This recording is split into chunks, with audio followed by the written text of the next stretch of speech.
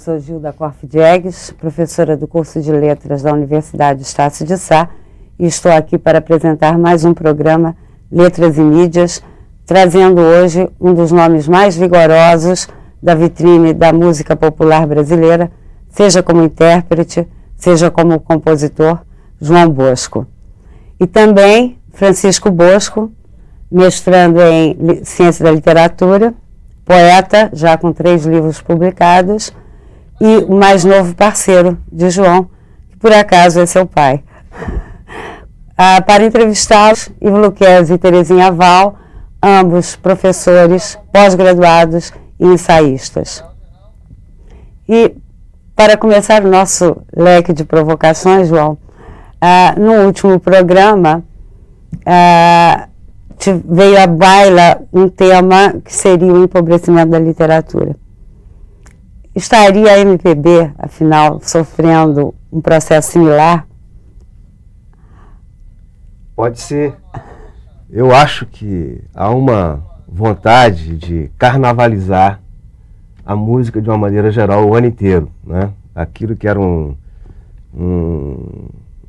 restrito a uma época do ano, que era exatamente a época de verão, carnavalesca, há uma tendência de estender essa música durante o ano inteiro. Quer dizer, as pessoas querem se divertir o ano inteiro. Então a música, mais ou menos, já está acompanhando esse tipo de percurso. Ela vem da Bahia e faz uns carnavais fora de época pelo Brasil inteiro. Isso naturalmente mexeu também com os locais onde essa música passou, e aquela música também sofreu um pouco esse estímulo de também fazer uma música mais carnavalesca o tempo todo. Então talvez isso tenha provocado um certo empobrecimento daquilo que vem escrito na nossa música popular, visto que isso antigamente era bem distribuído, quer dizer, havia a música de final de ano e havia a música do resto de ano, né?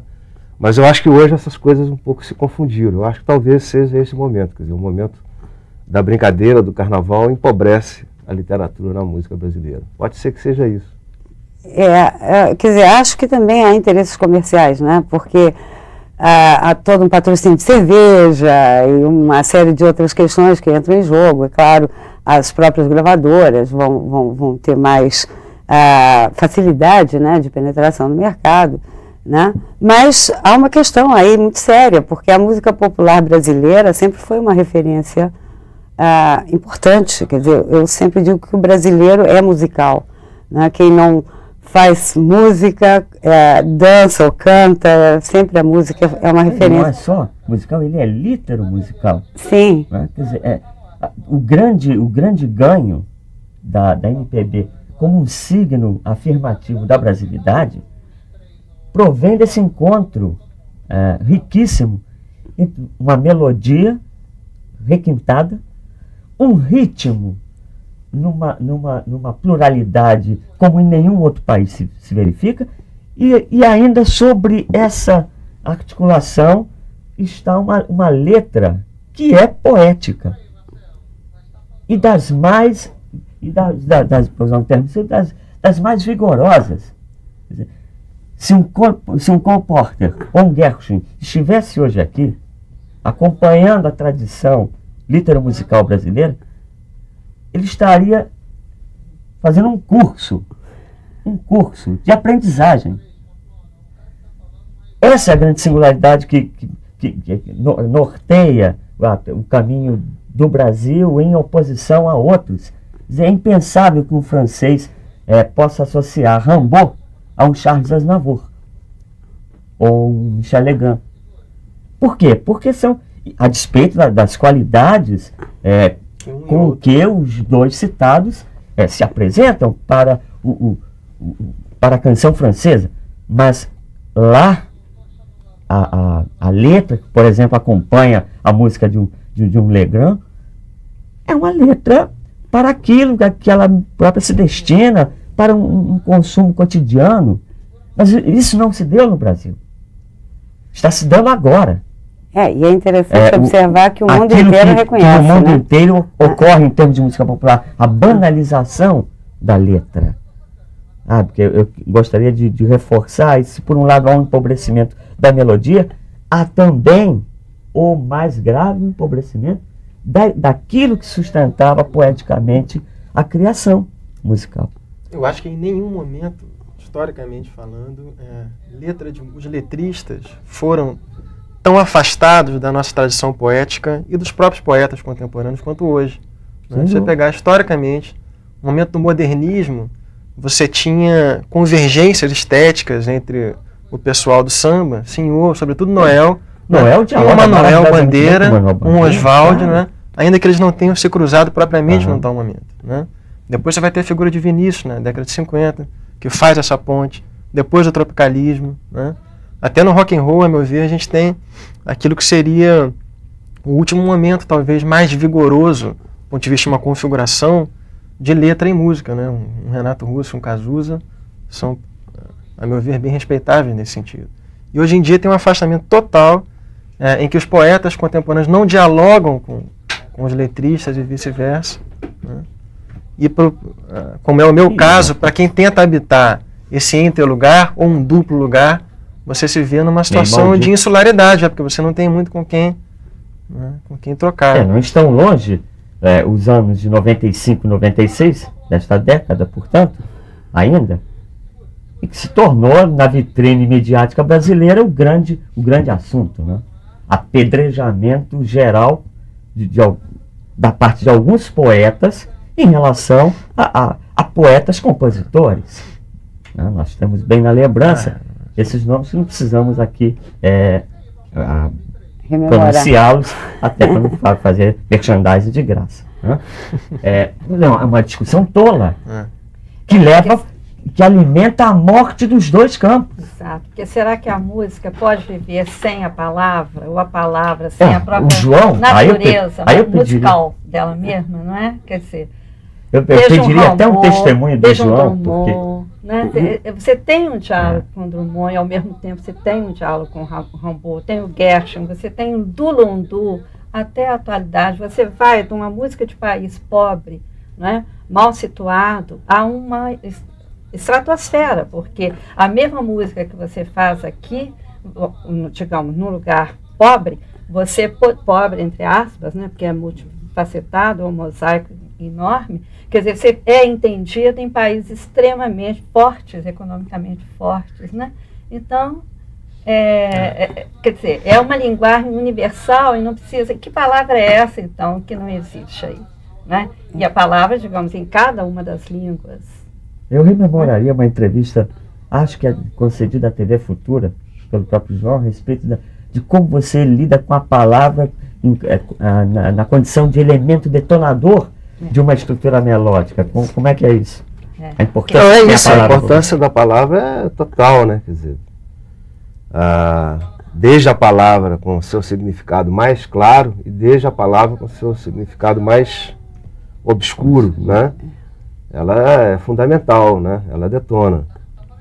E eu não saberia trabalhar sem ela, entendeu? Quer dizer, eu às vezes, eu vou buscar na palavra combustão muito mais vezes do que na própria música, entendeu? Porque eu sinto que a música já está em torno, entende? Mas a palavra não. Então a palavra você tem que ficar garimpando, tem que ficar procurando, tem que... Mas você tem uma música na palavra que também você costura sua obra, né? Digamos, a peça que você está trabalhando, seu violão verde lá, né? No batuque, a palavra vem, batuca e ela se solta e depois você cria uma frase, cria o todo. Quando ele solfeja melodias... aquela coisa que não é redundante, como você disse, né? Ter tirado da minha vida toda a redundância, né? Quer dizer, falar dos boscos é algo inominável, é difícil, é paradoxal, mas é isso, eu acho que você ia falar. Não, eu ia falar que no processo de composição, né, muitas vezes quando ele vai solfejar uma melodia, já vem incrustada nessa melodia uma palavra. Né? E de minha parte, é essa palavra que pode detonar toda uma letra. Né? Porque é uma palavra que essa incrustação ela não é de modo algum arbitrária. Ela aparece ali de uma maneira muito visceral. Né? E às vezes ela elucida toda a música. Cansamos de fazer, né? Já letras inteiras que vêm através de uma palavra que está incrustada naquela melodia. E para o letrista é excelente. Né? Você já tem um ponto de partida. Né? Eu fiz um disco inteiro um tema que eu ouvi em Cuba uma vez, quando eu estive lá em 1980, a primeira vez. Eu tinha ouvido um tema que era chamado um canto de Uemba, que era um canto religioso de orixás. E quando eu vi esse tema lá, esse tema me impressionou demais. Eu não sei, esse tema preencheu a minha vida naquele momento. Eu acabei voltando para o Brasil e compus um disco chamado Gagabirô, porque eu queria falar uma coisa que, da mesma maneira como eu não tinha entendido aquilo, e aquilo tinha preenchido a minha vida, eu queria também passar aquilo para frente. Então, achei que Gagabirô traduziria um pouco essa sensação, entendeu? Mas é só para dizer, era uma música cantada em afro-cubano, um afro-cubano que não se fala mais, que é um afro-cubano de mais de 150 anos na época. E essa música acabou dando um disco, Gagabirô, e acabou jorrando também na trilha do balé do Grupo Corpo, cujo título, Benguelê, também incorpora essa ideia do canto de Uemba. Então, são palavras que não se tem um significado assim tão claro, mas presente, que a origem dela tem e tá na poesia, um significado. Tá na poesia do Guilhem, Nicolás Guilhem, tá naquele Songo, né? Então, pois é. Não é? Isso. Tá bem ali. Eu sou Yoruba sou, e quero que toda Cuba sepa que sou Yoruba, e aí vai Songo. Essa sonoridade é fascinante, né? O Guilhem é muito interessante, porque a linguagem dele vai se tornando música, né? É muito interessante. Assim como às vezes a sua música vai se tornando palavra. Palavra, exatamente. O Guilhem é uma linguagem que está à beira da música, né? É difícil separar, né? Onde acaba a palavra e começa a música, ou vice-versa, né? Bem lembrado. Isso é importante porque, quer dizer, aí nesse caso, eu acho que a língua portuguesa também é uma das línguas mais ricas, musicalmente falando. Quer dizer, a nossa riqueza musical vem muito da nossa riqueza também em termos de língua falada no Brasil, porque ela incorporou palavras indígenas, palavras de todos os lugares do mundo, quer dizer, fazendo isso que as 1001 aldeias, né, brasileiras. E nesse sentido é que eu digo que musicalmente o Brasil é rico, né? E eu vejo com muita preocupação o empobrecimento possível, pelo menos na atual conjuntura, essa questão, né, mais ligada a uma certa comercialização excessiva, né, em detrimento de outras questões. Parece-me que o Ivo tinha uma colocação, né, ainda ligada ao bloco anterior. Na verdade é um bloco interminável, né, pelo tanto que ele congrega de questões, de problemas, de raivas, né, e talvez sejam estas que me movimentem neste momento, porque afora o que tudo já foi dito sobre a questão do empobrecimento presente no país, algo mais grave subjaz a esse empobrecimento. Esse algo mais grave nomeio como um tempo no qual vivemos na condição de reféns o gangsterismo cultural. E por gangsterismo cultural quero dizer que é uma estratégia bastante visível de cooptação, vários interesses em jogo. E em meio a isso, a esse bombardeio, está o artista. Entendendo-se por artista aquele que constrói um percurso, se entrega a ele, se prepara para ele, de modo que no final saia uma oferenda aos deuses. Isso hoje parece um discurso ininteligível para alguns segmentos. Só que esses segmentos seriam justamente aqueles que teriam toda a oportunidade de não se sentirem partícipes da cena posta, ou da indecência posta.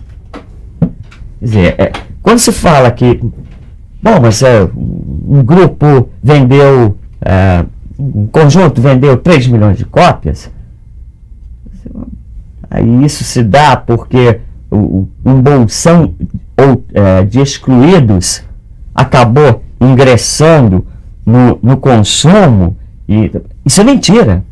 Isto é rigorosamente mentira, porque quem quem se der o trabalho de perceber o público que frequenta determinados shows, ou os que entram nas lojas comprando CDs, pela maneira como se vestem, pela maneira como, e alguns perfeitamente reconhecíveis como universitários, aí essa equação vai por terra. Quer dizer, eu quero dizer em síntese, quem está consumindo aquilo que é considerado de baixa categoria em todos os quadrantes da arte é o público que potencialmente estaria instrumentalizado para jamais se deixar levar por essa onda de banalização.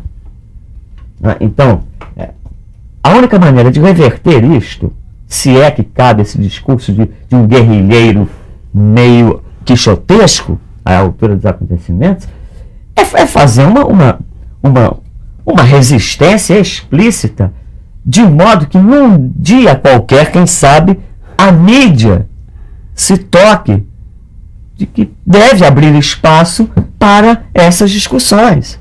Porque isso eu vejo um Chico Buarque lançando um romance e um rol de matérias condenando que aquilo é um pseudo-romance, da baixa literatura. Eu vejo compositores de primeira linha, entre os quais o aqui presente João Bosco, fazendo coisas belíssimas, e um outro artista vem de uma outra área e joga pedrada, porque aquilo é aquilo outro. No entanto, os subprodutos, que efetivamente são na literatura, no cinema, no teatro, na música, que mapeiam o consumo hoje, não tem em nenhum reduto da mídia um lugar que os condene efetivamente como subprodutos. Então, que silêncio, que conspiração silenciosa é essa? Tendo como parceria isso que eu estou chamando de gangsterismo cultural. E que me incomoda de tal maneira que eu não consigo aqui deixar de reproduzir esse estado de espírito de um combatente, volto a dizer, quixotesco. Acho que ao mesmo tempo o instrumento de condenação, né, se é que seria esse o caso, desses produtos seria a crítica, certo? Exato. E ao mesmo tempo esses produtos eles não se situam na esfera da crítica, eles se situam na esfera do dinheiro, quer dizer, eles não são atingíveis, né? O que é você detonar um produto desse numa crítica quando esse mesmo produto vende 2 milhões de cópias? Sem contar. Se eu sou um artista e estou vendendo 2 milhões de cópias e alguém me detona, eu vou rir, né? Porque eu vou rir da impotência do crítico diante daquela situação, né? A menos então, que ele tenha uma argumentação vigorosa. Mas aí a crítica não chega naquele lugar. Mas a crítica não demonstrar. tem como interferir, me parece, nesse nível. Não, mas Porque o porque- elemento qualitativo está quantificado. Se 2 Exatamente. milhões compraram, então é bom. Exato. Não, será que não passa pela cabeça que podem existir 2 milhões de seres absolutamente imbecilizados? Que história é essa? Ou não, né? Hein? Ou não. Não, eu não faço essa concessão do ou não. Diante de certos produtos que estão aí e que vendem aos borbotões, Sim. eu não retiro uma vírgula da sentença baixada aqui, com tudo que possa me condenar. Agora, há uma a questão aí respeito dessa- que o Chico, né, tocou, que é a crítica também. Sim, A crítica é não altamente existe. fragilizada, quer dizer, ela vem perdendo força, né, até porque ela se tornou extremamente adjetiva, né, e por conta disso, é claro, ninguém mais presta atenção. Então, quem vai fazer frente a esse processo? Fica difícil. Há muitos críticos que brigaram com a própria crítica, deixam de Exato. fazer uma leitura mais séria, mais profunda, porque aboliram qualquer posicionamento diante de uma produção que surge.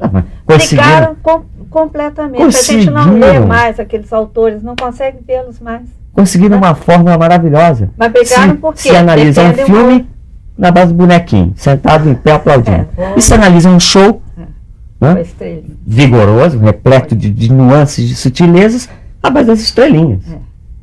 É isso. Então, quer dizer, quando uma crítica chega a esse patamar de reducionista, que sequer do ponto de vista da riqueza da informação aquilo se sustenta, então tudo mais está perdido. Quer dizer, quem vai exercer a voz autoral com a gravidade do que isso quer dizer para, judicar um determinado produto. E aí, em cima disso, vem uma outra questão, que está na outra ponta de quem distribui e de quem vende, de quem oferece. Parafernália Né? A gente vive num país em que tudo se tornou muito igual. Abrir uma livraria, um açougue, uma loja de discos, é tudo a mesma coisa. O cara que fabrica o sabonete e o outro que fabrica na indústria fonográfica o CD, tudo é produto. Tá? Só que eu uso o sabonete para passar sobre o corpo. E o CD que eu ouço, ele penetra em mim. Portanto, se ele é um produto altivo, né, e pleno, ele me preenche. Mas se ele for um produto ralo ou ralé, me torna um ser ralé. É isso que, numa argumentação óbvia, o que eu estou dizendo aqui é o óbvio, mas é o óbvio segregado, né? Não encontra lugar onde isso possa ser dito. Mas claro, a gente vai criar um lugar para dizer o óbvio. Tá. Então aqui eu não abro mão do lugar para dizer o óbvio. Um sabonete não pode ser um CD. Claro que ele tem um formato de produto, mas e o que ele contém? O que ele contém não atua nas minhas enzimas, atua nos meus neurônios. Então se eu me torno refém dessa festa, que é uma festa nada dionisíaca, é uma festa meio bastarda, né? É a êxtase aeróbica, é o êxtase da mobilidade aeróbica, vai de pescoço para baixo, né? Então, se estamos nesse caldo, o que sai daí é muito preocupante. A propósito, o que eu tenho observado, por exemplo, a juventude, antigamente havia a dança como um espaço libertário, né? Hoje é reprodução de uma cena que se dá no palco, então todos ficam olhando para aquela cena e reproduzindo aquela cena. É um processo de aprisionamento, né, sem que as pessoas se deem conta do que estão sofrendo. Né? E, é claro, a própria atrofia. E aí que eu digo que nem todos são responsáveis, porque esse processo é marcadamente trazido repetidas vezes como sendo a cena positiva, porque na moda, etc. e tal, as pessoas não se dão conta do que elas estão vivendo, nem sempre se dão conta. Não sei qual seria a opinião, né, o Chico... E que por acaso é jovem, né? Portanto, também é prova de que nem tudo está literalmente... Eu voltaria a uma perdido. questão quando você falava a questão da carnavalização, né, e depois que o Ivo pegou, e essa questão do que chamamos aqui de subprodutos culturais, né, enfim, que são os produtos massificados, né, e que acabam vendendo demasiadamente tudo. Eu acho que a reflexão sobre isso tem que ser de uma maneira contextualizada e total, né, porque me parece que isoladamente nenhum desses gêneros musicais que pipocaram nos últimos tempos, né, podem ser considerados problemáticos em si, né? Ou seja, sou perfeitamente capaz de gostar de uma música do Terra Samba. Gosto de samba, adoro aquilo, né? Perfeitamente capaz de gostar de um ou outro determinado tipo, né, de qualquer gênero que seja. O problema é que num contexto maior, esses gêneros eles se tornam totalitários, né?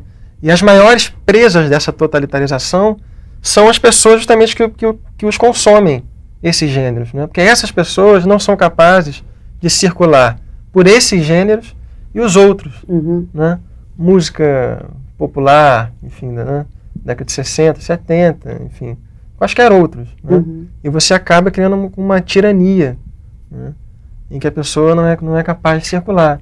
Acho que o ideal de consumo cultural é você poder capaz de circular, né, por todos os gêneros, né? Mas não é o que se verifica hoje. Né? O que o Ivo tinha colocado ali antes, quer dizer, o que provoca no leitor ou na pessoa que é um aficionado de música popular e tudo, ou no próprio artista, que se vê entre uma coisa e outra, né? É uma reflexão que ela já existe, ela vem acontecendo há muitos anos, há muitas décadas, em diferentes momentos, porque hoje estamos vivendo um momento com uma intensidade, vamos dizer assim, de quantidade muito grande. Mas em outras épocas já existiram outros momentos parecidos e que inquietaram e tudo. Eu me lembro de um samba do Babaú da Mangueira, lá desses anos 30, que ele dizia: ai, ai meu Deus, tenha pena de mim, todos vivem muito bem, só eu que vivo assim. trabalho não tenho nada, vivo no miserê, ai, ai, meu Deus, isso é pra lá de sofrer, sem nunca ter, nem conhecer felicidade, sem um carinho, um afeto ou amizade, eu vivo tão tristonho, fingindo-me contente, tenho feito forças para viver honestamente. Mas aí Beleza, não né? passa a questão... Essa força de se viver honestamente é em função de um quadro, quer dizer, pô, tá todo mundo pilhando, metendo a mão, só eu tenho feito forças para viver honestamente, quer dizer, eu acho que isso foi feito nos anos 30, quer dizer, um sujeito que morava no morro. O que ele já viveu, concluiu nesse samba, que eu acho que é um samba que em qualquer época ele se aplica muito bem. A questão da malandragem. Pegando aqui alguma coisa que eu tenho por escrito, porque eu quero citar a obra de vocês também, é o seguinte: o João Bosco é mineiro, brasileiro, mas é cidadão do mundo, né? Põe em questão em sua obra suas raízes, o folclore, a cultura popular, tá lá o calango, né? Tá o calango, tango, né? Sua universalidade, encanto e ritmo não seria possível sem essa particularidade.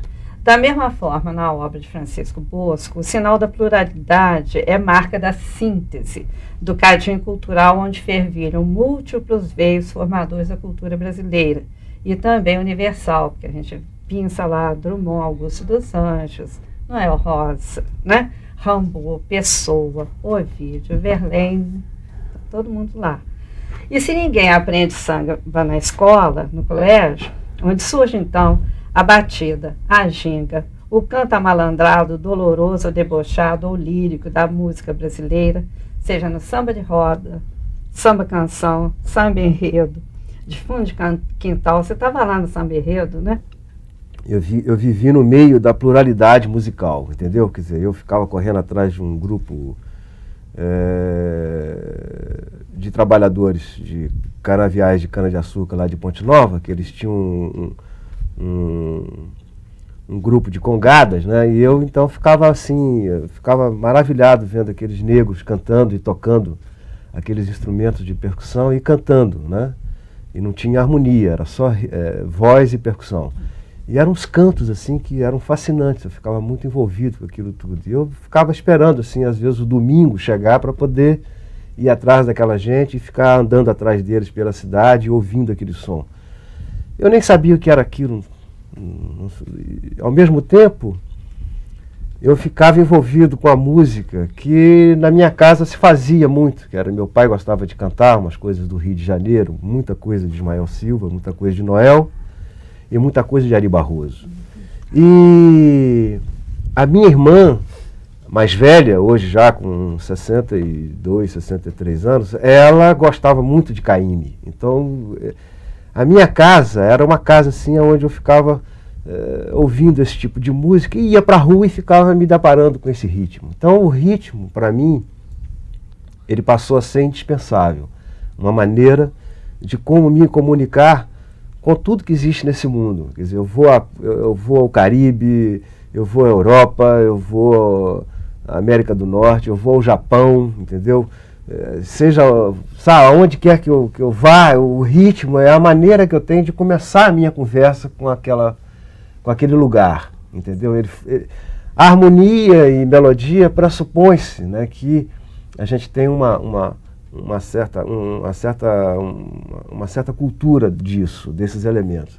A palavra é fundamental, mas sem o ritmo a gente não vai a lugar nenhum, né? Eu prefiro dizer assim, né? Sem ritmo não vai mesmo. E toda a minha reflexão quando chega em música, né? Ela passa por aí. Basicamente o ritmo é uma espécie de um elemento assim, é uma espécie de uma prova... A concepção da vida, né? Exatamente. E a manutenção dela. É eliminatório, sabe? Coração. Se passou por ali, se não passou por ali, nem segue. Porque... É um pouco mágico, né? Tem a coisa da magia, tem a coisa de um mistério também. A grandeza brasileira veio disso, né? Né? Conseguir a simbiose perfeita entre a pluralidade rítmica e a excelência melódica, recebendo em cima, então, a grandeza da letra. Eu pegaria agora esse gancho, deslocando um pouco para a aventura do Chico com a palavra poética. Né? Quer dizer, como foi sua chegada a essa palavra?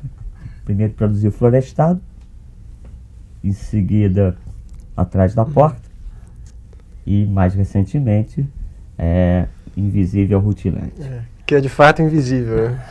Pela capa, absolutamente invisível. A coisa Pelas está prateleiras preta. das livrarias. A coisa está literalmente preta.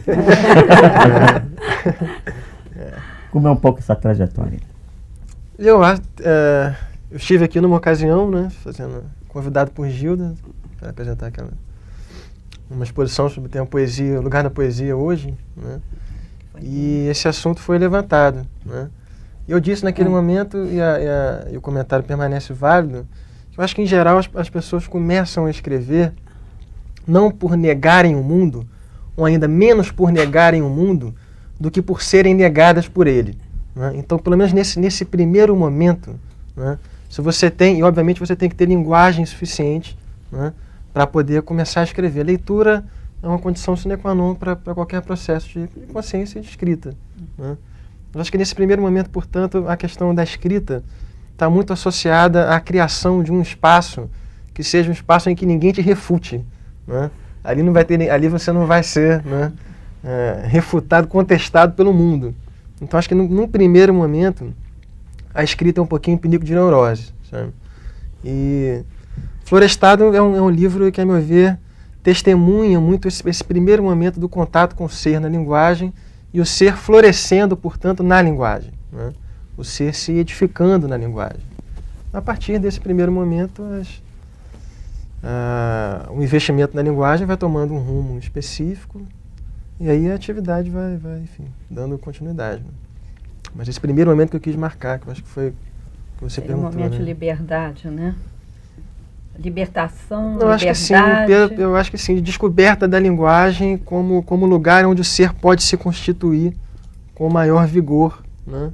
Com maior consistência subjetiva, né? Com maior autonomia do seu próprio desejo, com uma visão crítica, instrumentalizada do mundo. E aí o pai, descobrindo que tinha um poeta em casa, para que iria procurar fora dela, né? Não, você sabe que as mil e uma o aldeias.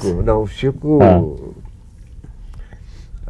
é exemplo do Aldir, porque o Aldir, ele tocava tumbadora. Nós chegamos a tocar juntos, inclusive no princípio do nosso trabalho, a gente viajava juntos. Eu tocava violão, ele tocava tumbadora. A gente se apresentava dessa maneira. Depois a banda aumentou e ele continuou tocando tumbadora comigo. Depois ele resolveu parar de tocar tumbadora e tudo, achou que devia estar...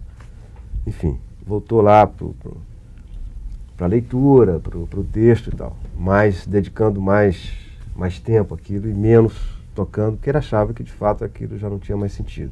Mas o Chico começou também tocando bateria, e eu me lembro que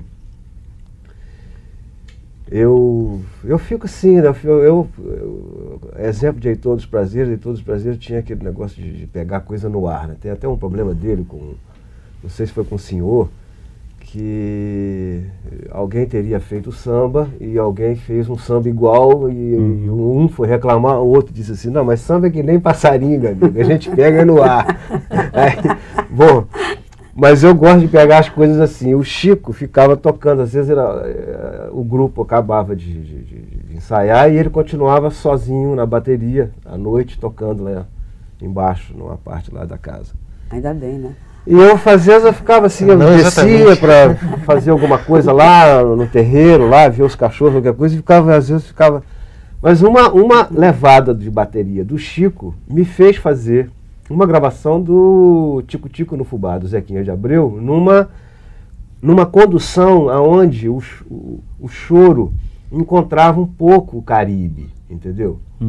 E por causa de uma condução que ele fez na bateria. Quando ele começou a tocar, eu comecei a pensar, isso é um choro meio caribenho, e me veio o Tico Tico no Fubá. E acabei gravando isso com o Paulo Moura, né, com o Cristóvão Bastos, e agora, quer dizer, quando veio o Gonçalo Rubalcaba aqui, a gente acabou abrindo o nosso show com essa leitura do Tico Tico no Fubá, onde ele chega no Caribe. Então, por isso o Gonçalo, como cubano, ele também encontrou uma cama ótima para ele deitar, porque ele sentiu uma identidade muito grande com aquele choro. A gente saiu do ritmo específico do choro e mesclou ali uma coisa caribenha, e fiz até uma brincadeira com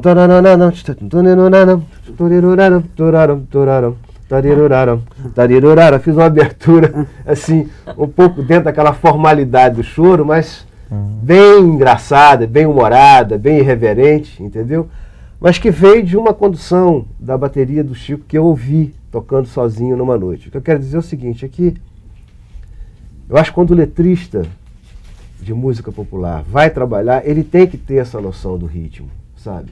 Porque isso é fundamental, quer dizer, é preciso que você possa, o músico possa musicar o texto, mas é preciso também que o letrista possa vir letrar a música. E para letrar uma música não é fácil se você não tem essa coisa do ritmo tão clara assim no sangue, né? Isso, os letristas que têm essa condução acabam fazendo da letra um... É o saber ouvir para poder escrever, né? É, exatamente isso. Ou saber ler para poder escrever, isso, né? São dois... Nesse caso, reconhecendo que são duas instâncias, né? Mas cuja origem é a própria essência do ato criador, que diferenças mais visíveis você pode detectar na confecção de um poema e na elaboração de uma letra que se volta para uma estrutura musical? Eu acho que há diversas maneiras de se abordar esse assunto, né? Eu teria que escolher uma aqui por falta de tempo, né? Mas, em primeiro lugar, a meu ver, aquilo que se apresenta ao receptor impresso numa página há de ser considerado um poema. Aquilo que se apresenta ao receptor sob suporte musical há de ser considerado uma letra, né? A partir dessa divisão, que é a divisão que eu proponho, torna-se improcedente toda aquela discussão que veio à tona alguns anos atrás, né? E que consistia em comparar um poema e uma letra de música, sendo que essa última é desprovida do seu suporte melódico, né? Isso para mim é absolutamente impertinente. Bom, a partir daí, eu acho que são tradições, em primeiro lugar, bem diferentes. A tradição poética brasileira e a tradição de música popular, ou ainda da letra brasileira, né? Ainda que haja momentos ou figuras de convergência, como Vinícius, por exemplo, né? O próprio Oswaldi, né? O próprio Oswaldi. Diversos momentos e diversas figuras de convergência, né?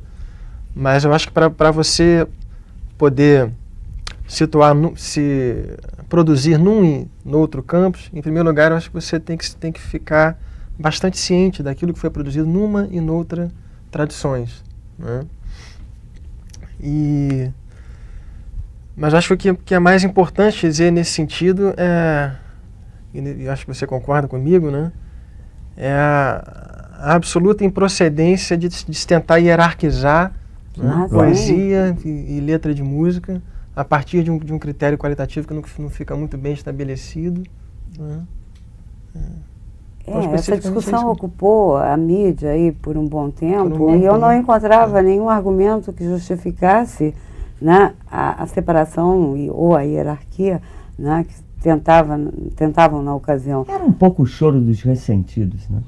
Ou talvez a maneira mercadológica que encontraram também para retornarem à vitrine. E deram espaço para isso. E a meu ver também uma certa ignorância quanto a princípios fundamentais da diferença entre a letra no seu suporte melódico e o poema, né? O principal dos quais talvez seja o fato de que na leitura, né, o tempo do processamento de sentido pelo receptor é muito maior, né? O poema ele é estático, ele está ali, você lendo, você pode voltar à palavra anterior caso você não a tenha compreendido, né? A música não, a música, o discurso é dinâmico, né? Se você não terá entendido uma palavra, você perde, você não tem tempo de voltar a ela. Daí surge a necessidade de uma maior redundância em música. Sim. Uma maior redundância em letra de música não prejudica a qualidade. É preciso apenas que você tenha em mente que o veículo, né, o suporte exige uma tal operação. Então qualquer critério qualitativo do tipo quantidade de informação, fica perigoso quando você vai tratar de música, né? Isso cresce ainda mais numa sociedade preconceituosa. Em parte, é uma das faces desse Brasil, que é o mesmo que por um lado é grandioso, por outro é pequeno, na medida em que ainda alimenta esse resíduo, ou não tão resíduo assim, de preconceito. Isso vai bater numa coisa que no outro bloco a gente deve desenvolver, que é a questão do erudito e do popular. Nada além de um arremate que envolve essa tensão que parece não se erradicar do Brasil. A fronteira entre o erudito e o popular, que é muito sintoma ainda de uma incultura. Porque num país de cruzamentos, como o Brasil, em todos os níveis, isso só é positivo, a própria identidade plural que o constitui como país, isso se torna uma discussão absolutamente inexpressiva. Como também em outras tradições, em outros continentes, a questão é essa também. O que fez Franz Liszt, né, com as rapsódias húngaras? Fez uma vasta pesquisa no mosaico. E é muito a propósito. Tchaikovsky em relação à música russa, Villa-Lobos em relação ao... E muito a propósito, né? O próprio João musicou poema de Oswald, tem um diálogo aí muito profícuo, né? Me parece que a música popular tem essa linha, né, de diálogo. Com certeza, né? Eu acho que Antônio Carlos Jobim, pegando esse exemplo de Villa-Lobos, né, quer dizer, se Villa-Lobos foi uma pessoa que trabalhou muito essa ideia do popular, do folclore na música erudita, né, o Jobim talvez tenha feito até uma viagem inversa, porque o Jobim pegou muito do Villa-Lobos, da experiência dele formal, concertista, né, eloquente, e trouxe para uma coisa popular, que também ele fez um trajeto invertido que foi muito, que é a base da bossa nova, são as experiências melódico e harmônicas, né, de Antônio Carlos Jobim com o ritmo de João Gilberto, né, isso aí, essa é a bossa nova. Mas o Caetano tinha feito a música para um tema do Oswald, né, de Andrade, que era No Pão de Açúcar de Cada Dia, dai no Senhor a poesia de cada dia. E quando eles me convidaram, o Caetano e o Chico, para ir àquele programa de TV, né, eu acabei estendendo aquela experiência do Caetano para um samba maior, como se fosse uma coisa, como se fosse um partido alto, e adicionei mais um poema do Oswald, e o Chico e o Caetano acabaram criando 2 letras inéditas para aquele formato que virou então o pagode espião, que era uma espécie de pagode gospel, era uma coisa engraçada, né? Que eu usei num disco Dá Licença Meu Senhor, né? Essa faixa. Mas eu acho que essa experiência na música brasileira ela foi muito utilizada e ainda é, né? Talvez não apareça tanto como antes, né? Agora por todos os problemas estamos discutindo, né? Mas as coisas, enfim, vêm sendo feitas, né? Não tem a luz que não ilumina, tem a divulgação, que mostra, talvez, né? O aparato de divulgação que mereceriam. Eu acho que a gente começou o programa falando de uma coisa de dificuldade mesmo, né? Eu acho que a dificuldade mesmo que existe, né, na cultura de uma maneira geral, e na música especificamente, é o fato de que as coisas vêm sendo feitas, mas vêm sendo feitas a custo e a guisa de muito esforço, de uma dedicação muito grande, de uma quase aquele samba do Babaú dizendo, eu tenho feito forças para ser e viver honestamente, mas vem sendo feito, né, não vem sendo exibido, não vem sendo mostrado, não vem sendo divulgado. Mas já é uma coisa importante saber que a música brasileira está sempre propondo, isso é uma coisa maravilhosa, está sempre criando, sempre inventando, sempre propondo, e os poucos valores que conseguem surgir nesse momento, né, dessas cinzas todas, aí, são valores que mostram que isso acontece. O vigor entendeu? Ainda existe. E o fato que a gente precisa mesmo é tentar inverter essa relação do mercado com a música popular, quer dizer, tentar criar um outro tipo de mercado para que essas coisas que vêm sendo feitas possam, então, ter a luz que merecem, entendeu?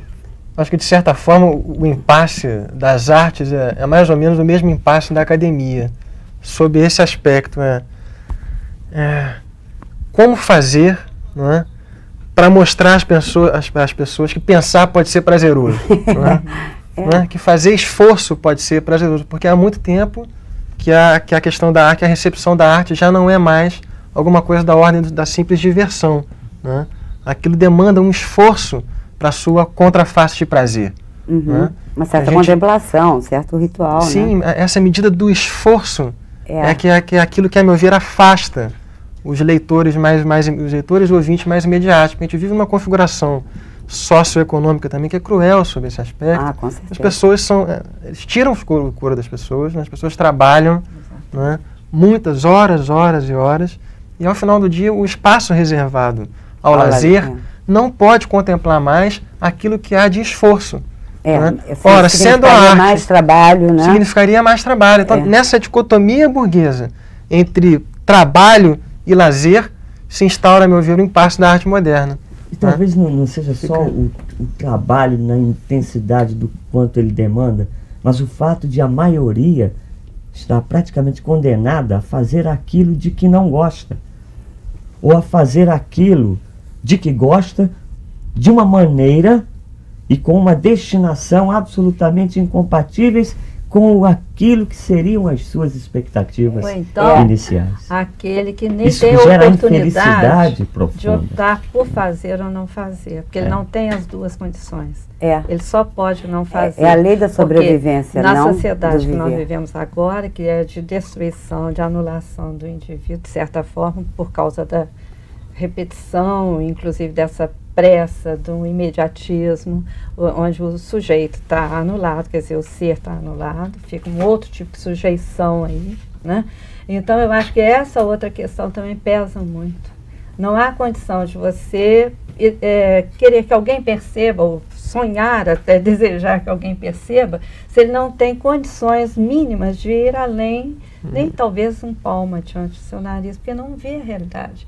Ele vê a coisa imediata, porque não teve possibilidade de perceber além. Não há tempo. Não há tempo, ele é negado a possibilidade de perceber. E nessa hora que a música é importante. É muito injusto. A música é importantíssima nesse momento. E aí que eu acho que é esse diálogo mais universal.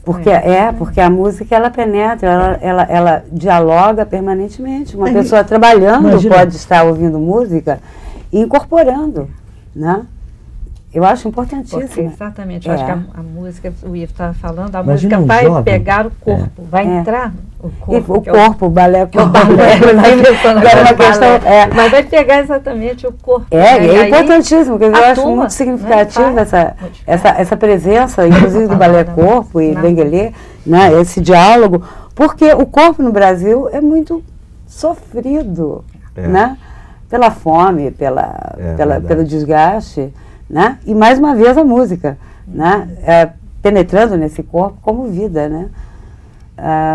A música com a sua letra. Sim. E aí é que eu digo que essa letra é poesia. Porque se é uma letra que vai criar, que vai produzir, que vai fabricar, no sentido de que o poeta está criando, alterando, mudando, né? Transformando, então essa música com a letra está mudando uma realidade. Imagina uma música um projeto de salvação. As Mil e Uma Noites. Aldeias. As Mil e Uma Aldeias. Né? É porque como que eu vou falar agora teria tudo a ver com as Mil e Uma Noites. Uma metáfora que está no título, Califado de Quimeras.